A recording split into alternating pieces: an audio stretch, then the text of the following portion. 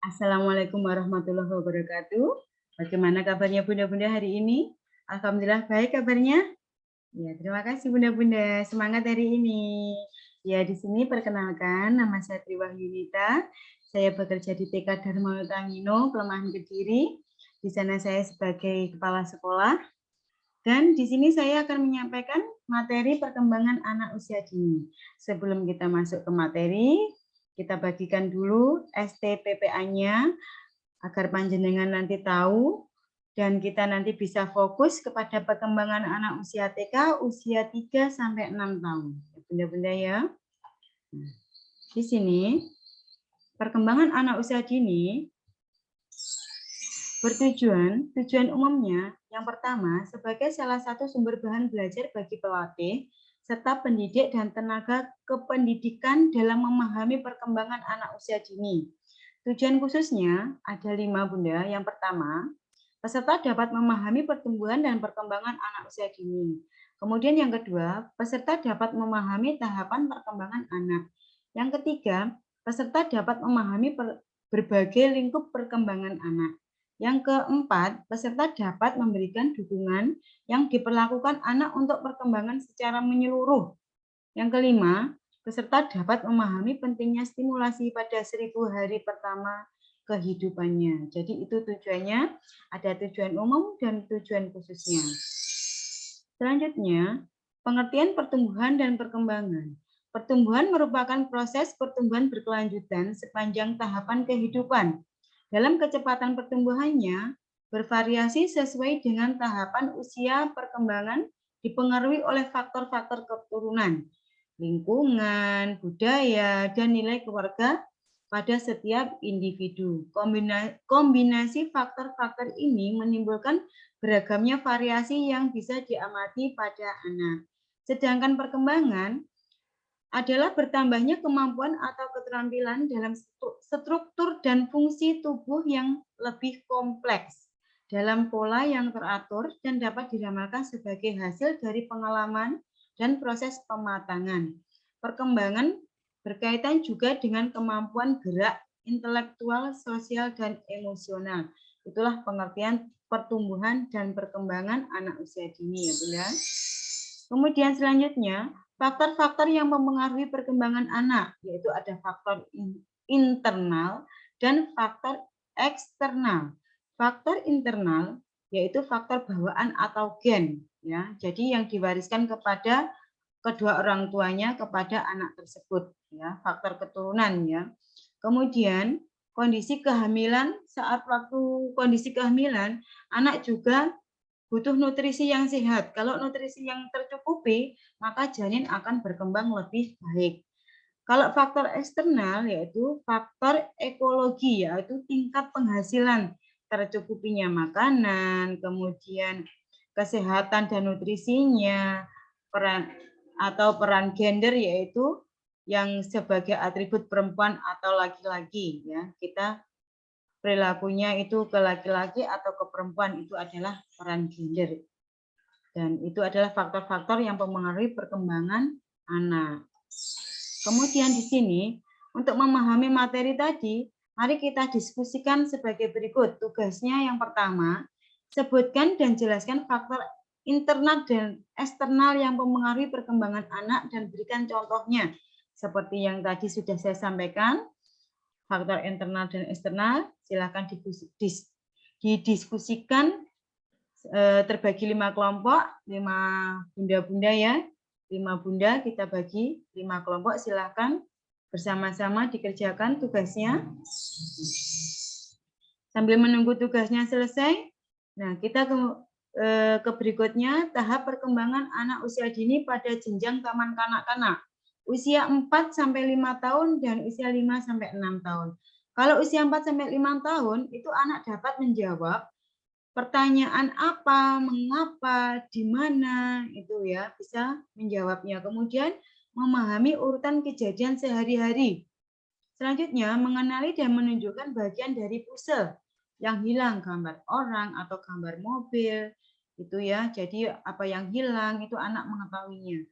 Kemudian mengerti konsep paling tinggi, terbesar, sama, atau lebih. memilih gambar yang terdapat paling banyak rumahnya atau anjing yang paling besar, itu ya Bunda ya, itu adalah contoh-contohnya. Kemudian hafal di luar kepala hitungan 1 sampai 20 atau lebih, itu usia 4 sampai 5 tahun. Kalau usia 5 sampai 6 tahun, anak dapat menyebutkan nama, tempat tinggal, tanggal lahir, nama orang tua.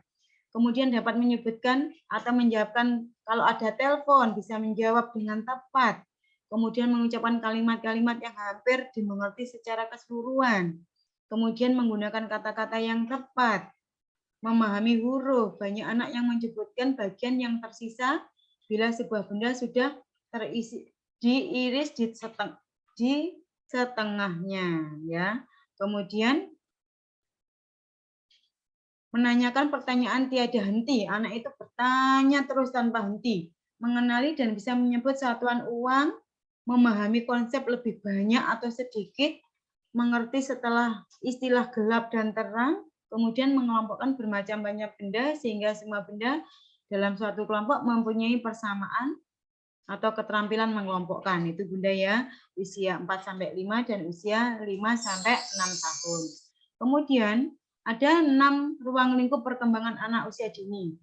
Di sini yang pertama, nilai agama dan moral meliputi kemampuan mengenai nilai agama yang dianut, mengerjakan ibadah, kemudian berperilaku jujur, contohnya juga menolong, sopan, hormat, itu adalah contoh nilai agama dan moralnya. Kemudian motorik kasar mencakup kemampuan gerakan tubuh secara terkoordinasi, lentur, seimbang, lincah, atau bisa juga saat mengikuti gerakan senam di lembaga-lembaga panjenengan, itu anak bisa lentur dan lincah. Itu adalah motorik kasar, motorik kasarnya. Kemudian motorik halusnya mencakup kemampuan dan kelenturan menggunakan jari dan alat untuk mengeksplorasi dan mengekspresikan diri dalam berbentuk bermacam gerakan, ya. Itu adalah motorik kasar dan halusnya. Kemudian kognitif meliputi belajar dan memecahkan masalah, mencakup kemampuan memecahkan masalah sederhana dalam kehidupan sehari-hari secara fleksibel, atau mereka bisa menyebutkan suatu angka, bilangan, itu ya Bunda ya, itu adalah kognitif. Kemudian selanjutnya, bahasa, perkembangan bahasa anak bisa memahami bahasa reseptif dan mencakup kemampuan memahami cerita, perintah, aturan, menyenangi dan menghargai bacaan tersebut. Ya, jadi anak itu bisa memahami bahasa. Kemudian sosial emosionalnya meliputi kesadaran diri terdiri atas memperlihatkan kemampuan diri mengenal perasaan sendiri dan mengendalikan diri. Jadi bisa mengendalikan emosi ya Bunda ya, tidak gampang marah, tidak gampang stres atau berantem dengan temannya, itu ya Bunda ya, adalah sosial emosional. Sekarang yang terakhir seni, meliputi kemampuan mengeksplorasi dan mengekspresikan diri, berimajinasi dengan gerakan atau musik, drama, dan beragam bidang seni lainnya berupa seni lukis atau seni rupa dan kerajinan lainnya. Dan anak-anak serta mampu mengekspresi karya seni, gerak, dan tari serta drama. Nah, di sini ada tugas selanjutnya, tugas 2 Bunda, diskusikan ke dalam kelompok tadi ya yang sudah saya bagi, kelompoknya 5-5. Sebutkan dan jelaskan kegiatan mainan anak yang dapat menstimulasi aspek perkembangan, meliputi nilai agama dan moral, bahasa, kognitif, sosial emosional, fisik, motorik, dan seni. Ya, sesuai usia anak PAUD yang dilayani bunda-bunda semuanya. Nah, di sini dikasih fotonya, jangan lupa, biar nanti lebih jelas saat kita menilainya. Dan tugas ketiga, diskusikan secara kelompok juga. Berikan salah satu contoh perkembangan anak sesuai dengan STPPA dan satu contoh perkembangan anak yang tidak sesuai dengan STPPA, sesuai dengan usia PAUD yang Anda layani di lembaga masing-masing. Silahkan didiskusikan. Kalau sudah nanti dikumpulkan bersama-sama. Terima kasih. Sampai di sini ada yang ditanyakan Bunda-bunda? Untuk masalah perkembangan anak usia dini, sudah jelas semuanya ya? Alhamdulillah. Untuk lebih semangat, kita semangat dulu. Tambah semangat. Semangat. Semangat. Oke, saya akhiri dulu dan selamat mengerjakan tugasnya. Dari saya membawakan materi tadi. Semoga bermanfaat bagi panjenengan semuanya dan semoga panjenengan lebih bisa mendalami untuk perkembangan anak usia dini. Demikian dari saya akhiri. Wassalamualaikum warahmatullahi wabarakatuh.